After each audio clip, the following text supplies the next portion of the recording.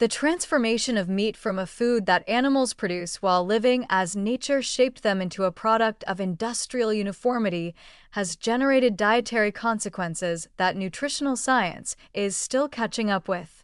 Conjugated linoleic acid (CLA) is one of those consequences, and understanding what it is, where it comes from, and what the research says about its metabolic effects requires appreciating that the nutritional composition of meat is not fixed.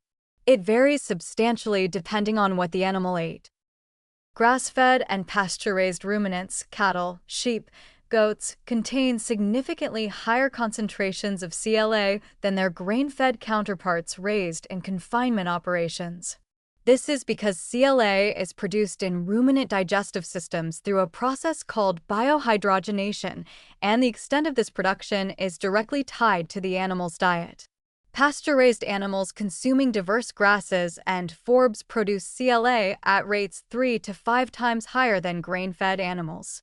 The difference is detectable in the fat and dairy products of these animals, and it is not trivial in terms of nutritional composition.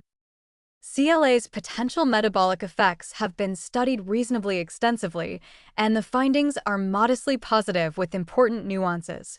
Research in humans has shown that CLA supplementation can reduce fat mass, particularly abdominal fat, improve insulin sensitivity, and exert some anti-inflammatory effects.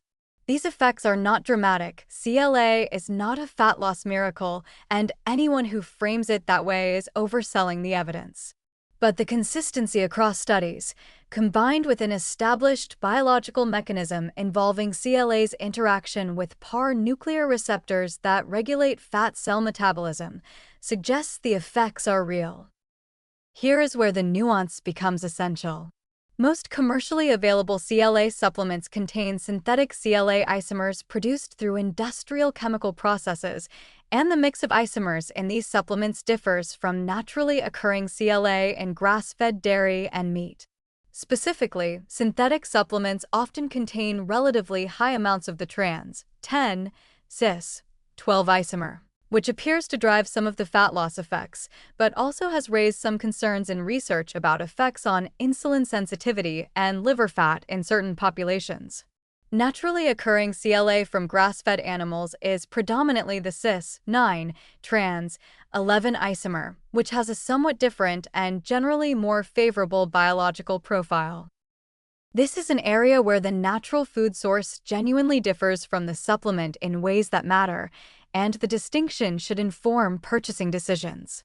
Getting CLA from grass-fed dairy and beef, 3 to 4 servings weekly of products from animals raised on pasture, provides the isomers in the proportions and alongside the co-nutrients that appear safest and most beneficial. The cost premium for grass-fed products is real and can be a genuine barrier, but for individuals to whom metabolic health is a priority, it represents a nutritional investment with credible biochemical rationale.